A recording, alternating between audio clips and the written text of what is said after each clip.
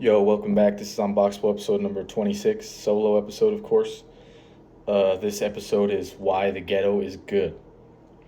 So, I'm just going to dive right into it. It's a bit obtuse, a bit weird to think about. Like, why would someone being poor or struggling be good? You know what I mean?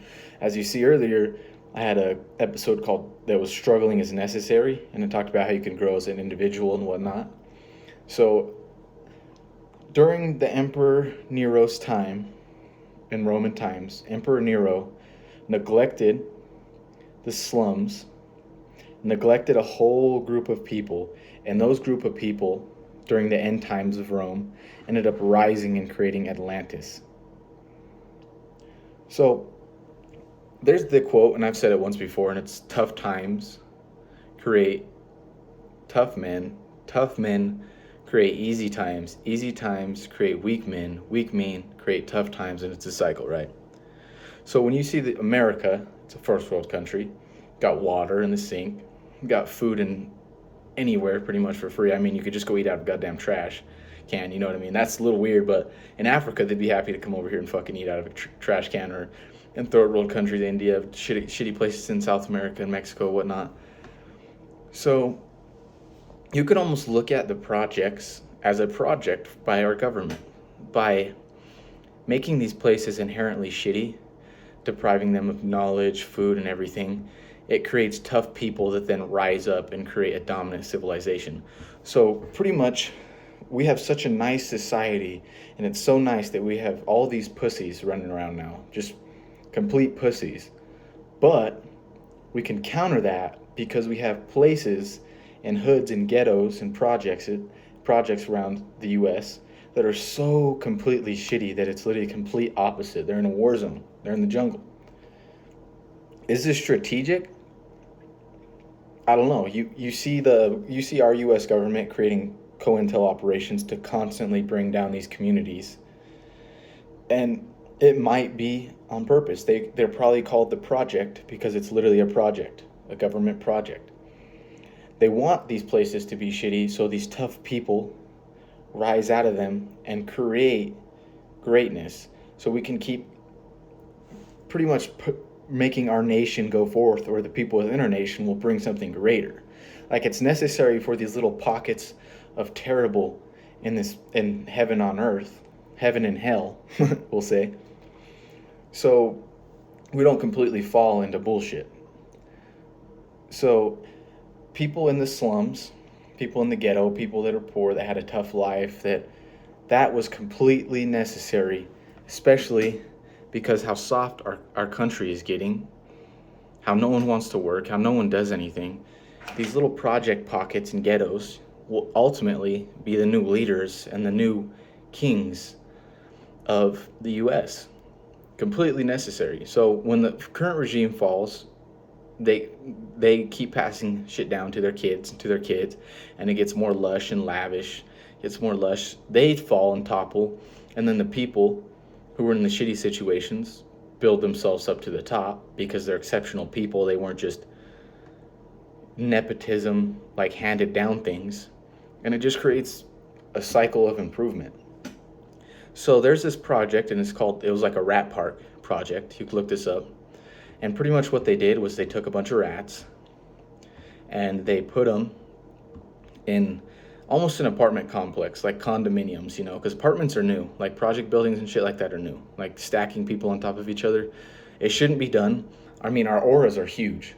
So if we're around people all the time, we're soaking shit up from other people. Our auras can't be cleared. That's why people feel so much peace leaving the city and going out into the mountains, because you're clearing out your aura. You're rebalancing. You're breathing actual air, because there's fucking trees and shit. It's not just radio waves and suffocation. Not to mention the cities, if you look at how they're lined up, it's lined up just like a circuit on a computer, and it's designed to siphon spiritual energy with these different architectural resonances. So this rat park literally showed what we see now in the ghetto. It showed rats would gang up, rats would steal, they would start fighting, they would form cliques. Some of the rats, beta rats, would turn gay. Like, literally what you're seeing in these cities, like was already done in a rat experiment and shown, and so they're just replicating it. Now you might think, okay, that's fucked up, creating the projects to, oppress a group of people so they can't clear their aura and their Merkaba, their spiritual energy siphoned. They're forced into cliques and gangs, and they have to steal shit, and things become scarce, and they start doing drugs, all this stuff. Yeah, it's fucking terrible. But do the ends justify the means here? So if the end of this rat park turned human experiment turns out to be the next Atlantis, is it justified? I don't. That's a question I'm throwing at you guys. Is it justified? Is all the torture and suffering and everything that these communities in the ghetto and the projects went through, third world, wherever it might be, if they end up coming out and rising and it was all part of the plan, is that justified? And that's a whole different conversation that we're going to have on another day. So essentially, when we look at this rat park project turned human project, there's two ways you can look at this. You can look at it like, oh, they're being oppressed, like it's terrible, like what's been done to them, like the government's oppressing them, trying to keep them down. Or you can look at it like the government was supercharging an area through suffering to be able to rise up and create the next revolution and the next forward progression on our timeline. Really, either way you look at it, it's fucked up. You know what I mean? And that's just, life's a bitch and then you die. That's how life works.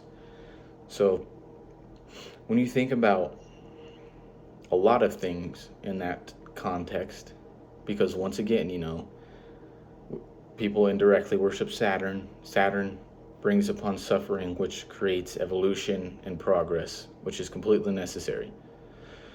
In that light, a lot of things start to change. But then you ask yourself, is progression necessary? Is progression away from the natural order of us being more animal instinct necessary? And that's where it gets weird, because you start looking at back in the timeline, if there's mixing Martian DNA in there somewhere, if there's something came to the earth. Because if I look outside, if I went out to the mountains right now and I was on the mountainside and I looked into the mountains, I'd say, okay, this looks right. I see a fucking squirrel in the tree. I see trees, mountains, rocks. Fucking, this looks right. This looks normal. These look all. And then I turn around, and I look at the city in the valley. If I'm comparing the two and comparing everything in the world, I'm saying that the shit in the city looks alien.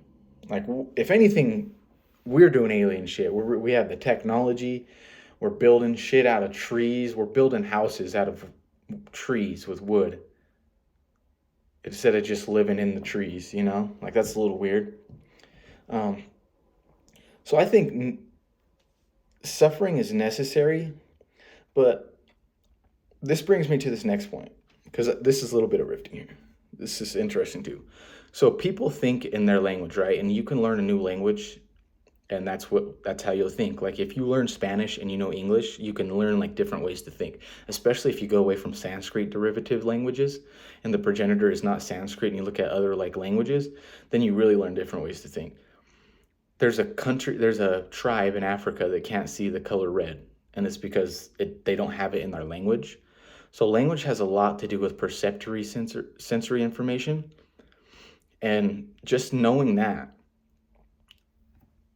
how much of our control and how much of our thought process and what we can think and our ability is literally restricted by our ability to talk, by English, because I can't think of something not outside of our language. I might be able to, but it's ineffable. It's not going to be able to be explained. So that got me thinking, because I like learning and I like going deeper and deeper. I was like, okay, so I understand the metaphysical ins and outs, the occult's ins and outs, the inner workings and underworkings of society, hidden knowledge, all types of things. I've been studying my whole life. I'm self-educated far before I was ever educated in college. I do have multiple college degrees, and I taught myself more than that ever will teach me. So I've just been studying my whole life. That's what I do for fun. On Saturday night, I don't go to the bar. I don't fuck around. I like to study. Like literally when I need fulfillment or I need something, like I study. Like I learn shit. I like to level up my knowledge and my brain. So just knowing that, what I said, knowing conspiracies, kind of having a route, righteous duality, all this piece, all these pieces. Language is literally spell casting us into a different dimension. We are a lower dimension than we should be through language, and we're being spellcasted. Everything I told you right now could be completely fucking wrong and bullshit because I can't think of what it really is because I don't know. I don't have the native tongue, maybe, or the old time language or whatever it might have been before English was brought. So there's a potential that all the metaphysical and occult knowledge in the world, hidden knowledge, forbidden knowledge, even that, which people tend to get on, do successful things in life and level up, even that is completely bullshit because I can't think outside of the English language. And if I start reflecting, then I start seeing walls.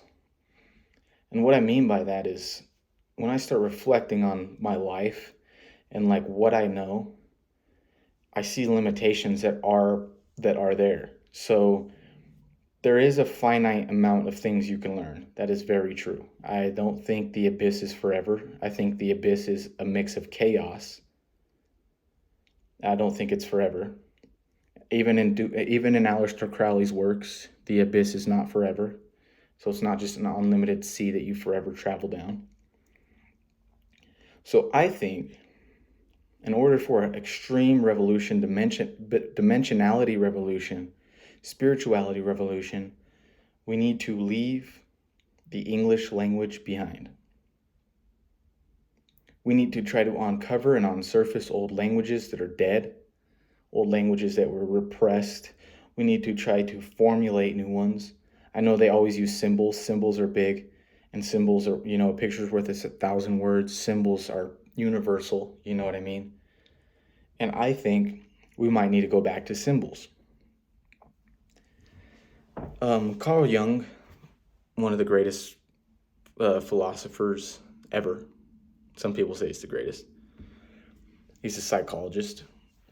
I put him in philosophy, but he's technically a psychologist.